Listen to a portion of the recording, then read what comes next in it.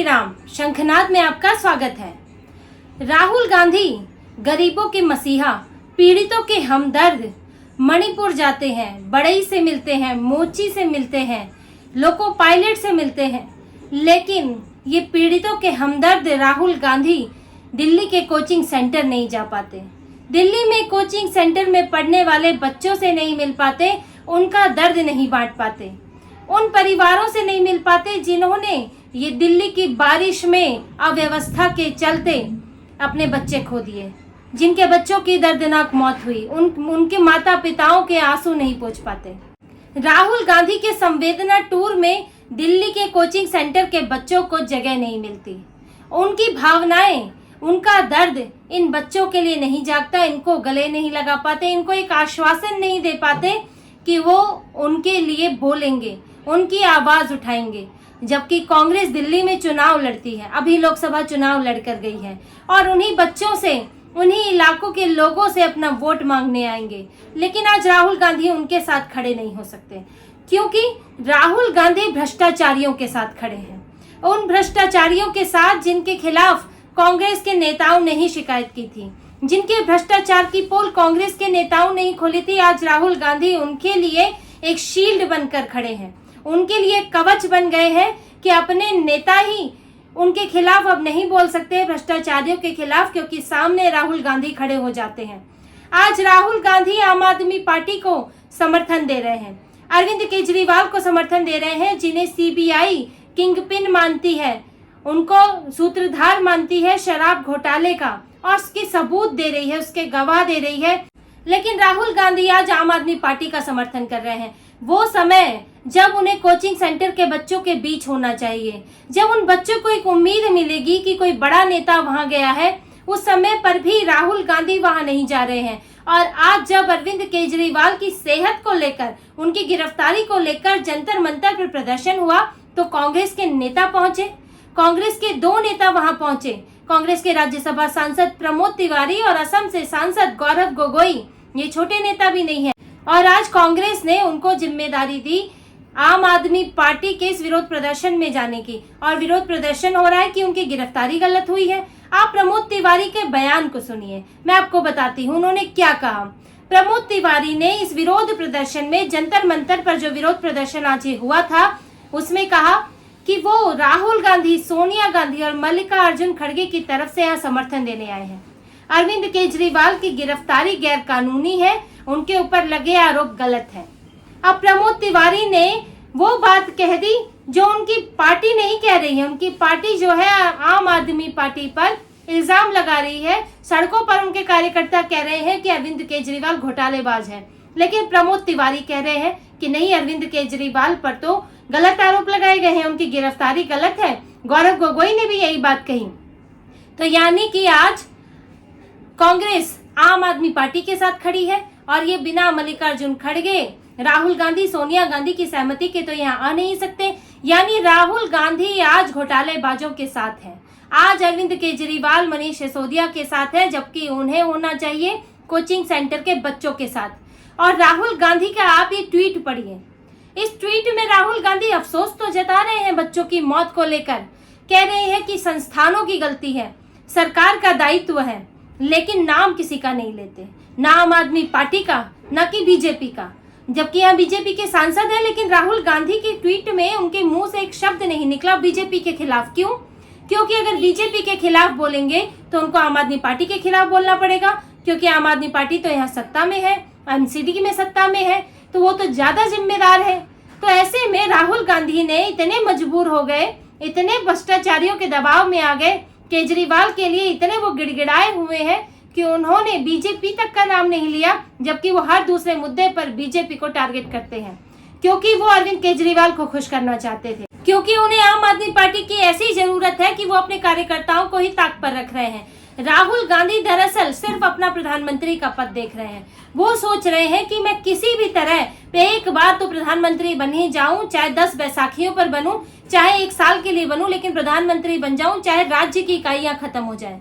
क्योंकि राज्य में जो पार्टी सत्ता में है, आप उसका विरोध किए बिना आप उसके साथ खड़े हैं, तो आप चुनाव किसके खिलाफ लड़ेंगे? आप चाहे ये आम आदमी पार्टी हो, चाहे तृणमूल कांग्रेस हो, दोनों जगह कांग्रेस के जो यूनिट है, जो राज्य इकाई है, वो कह रही है कि हमें विरोध करना चाहिए जो सत्ता में है। हम भाजपा का विरोध करके क्या करेंगे, क्योंकि भाजपा तो सत्ता में है ही नहीं। वो तो लोकसभा चुनाव में आप विरोध करें तो भी समझ आता है। और साथ ही ये दोनों ऐसी पार्टियां हैं जो कांग्रेस के वोट पर पनपी हैं। आम आदमी पार्टी ने कांग्रेस का वोट छीना है, दिल्ली हो पंजाब हो। ऐसे ही तृणमूल कांग्रेस ने भी बंगाल में कांग्रेस को खत्म कर दिया है। लेकिन फिर भी राहुल गांधी जो है इनके पीछे लगे हैं ताकि किसी तरह हम इंडी गठबंधन को एक दिखा सके, उसमें टूट फूट न नजर आए। और इसकी जिम्मेदारी पूरी कांग्रेस ने उठा ली है। जबकि लोकसभा चुनाव के नतीजों के बाद आम आदमी पार्टी ने सबसे पहली बात यही कही कि ये गठबंधन अब नहीं रहेगा, ये तो सिर्फ ये लोकसभा तक था, अब विधानसभा में नहीं होगा। आम आदमी पार्टी ठुकरा चुकी है। तृणमूल कांग्रेस की ममता बनर्जी तो बार बार ठुकराती ही रहती है कांग्रेस को। उन्होंने ना लोकसभा चुनाव से पहले गठबंधन किया, सिर्फ 2 सीट दे रही थी, और यहाँ तक कि उनके प्रदेश अध्यक्ष को हराने के लिए पूरे मुसलमान वोट का ध्रुवीकरण किया। वहां पर मुस्लिम कैंडिडेट, वो भी सेलिब्रिटी कैंडिडेट यूसुफ पठान को उतार दिया। तो ममता बनर्जी तो पूरी तरह कांग्रेस को खत्म करना चाहती है, लेकिन कांग्रेस दोनों के चरणों में पड़ी है। कांग्रेस सिर्फ उनको खुश करना चाहती है ताकि लोकसभा राज्यसभा में वॉकआउट करने में लगे कि ज्यादा लोगों ने वॉकआउट किया है, ताकि जो गठबंधन का 200 इन्होंने 33-34 आंकड़ा बनाया, उसमें ममता बनर्जी के 29 भी शामिल रहे और कांग्रेस के जो पंजाब से सांसद है वो भी शामिल रहे। सिर्फ इसीलिए राहुल गांधी अपनी राज्य इकाइयों की बेइज्जती कर रहे हैं। यही लोकसभा चुनाव में हुआ था, तब अरविंदर सिंह लवली ने इस्तीफा दिया था, तब राजकुमार चौहान ने इस्तीफा दिया था, क्योंकि उन्होंने मना किया था कि आप आम आदमी पार्टी के साथ गठबंधन ना करें, क्योंकि हमारे नेता उनके खिलाफ सड़कों पर बोलते आए हैं। आज आप गठबंधन कर लेंगे तो हमारे कार्यकर्ता उनके खिलाफ जो बोलते आए थे असमर्थन में कैसे बोलेंगे। ये कार्यकर्ताओं के लिए बड़ी मुश्किल बात होती है। ऊपर से तो फैसला हो जाता है, लेकिन जो कार्यकर्ता आज तक विरोध करते आया है वो कैसे आज उसी नेता के समर्थन में नारे लगाएगा। जो अरविंद केजरीवाल का विरोध करते आया है वो उसे जाके वोट कैसे दे देगा, उसके लिए वोट कैसे मांग लेगा। ये बड़ी मुश्किल बात होती है। इसलिए पार्टियों को अननेचुरल गठबंधन नहीं करने चाहिए, नेचुरली करने चाहिए, ताकि उनके कार्यकर्ताओं के लिए थोड़ी आसानी हो। वरना कार्यकर्ता सुस्त पड़ जाता है, वो ना समर्थन के लिए निकलता है ना विरोध के लिए निकलता है। और यही हाल हो रहा है कांग्रेस के साथ, चाहे वो यहाँ दिल्ली की बात हो, चाहे टीएमसी के लिए यहाँ वेस्ट बंगाल की बात हो। कांग्रेस अपनी राज्य इकाई को कमजोर करती जा रही है।